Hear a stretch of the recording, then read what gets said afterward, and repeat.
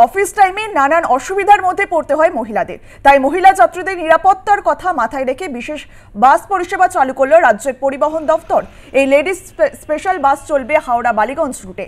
এই ladies special বাসের চালক পুরুষ হলেও কন্ডাক্টর থাকবেন মহিলাই। প্রথম দিন মহিলা যাত্রী সংখ্যা ছিল চোখে পড়ার মতো। এই বাস চালু হওয়ায় খুশি মহিলা যাত্রীরা। আপাতত একটি বাস চলবে এই রুটে। এই উদ্যোগ সফল হলে দুটি শীততাপ নিয়ন্ত্রিত লেডিস স্পেশাল বাস দেওয়া হবে বলে জানান পরিবহন মন্ত্রী স্নেহাশিস চক্রবর্তী।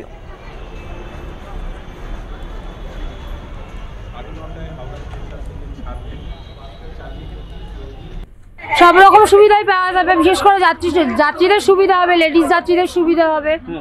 আমি একজন লেডিস কন্ডাক্টর, বাট আমাদেরও টিকিট কাটতে অসুবিধা হয় যখন জেন্টসরা ওঠে। আমাদের প্রচণ্ডই সুবিধা এই বাসটার জন্য।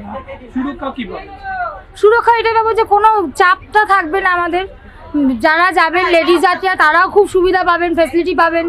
যে এটা শুধু যদি সিটিং হয় তাহলে আরও ভালো হয়। লেডিস বাসে নিশ্চয়ই লেডিস কন্ডাক্টর দেওয়াটাই বেস্ট।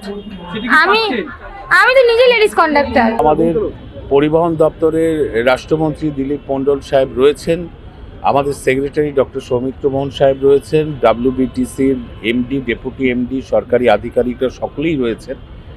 আমরা এই বাসটি মহিলাদের জন্য লেডিস স্পেশাল বাস হিসেবে আমরা এটা চালু করছি পরীক্ষামূলকভাবে হাওড়া স্টেশন থেকে বালিগঞ্জ পর্যন্ত।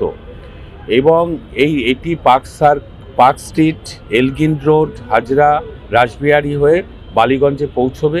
প্রতিদিন সকাল 9:30 এখান থেকে যাত্রা শুরু করবে এবং বিকেলবেলা যখন অফিস ছুটি হবে আবার বালিগঞ্জ থেকে 5:30টার সময় এই বাসটি ওই নির্দিষ্ট রুট হয়েই হাওড়া স্টেশনে পৌঁছবে। এটা মূলত মহিলাদের জন্য।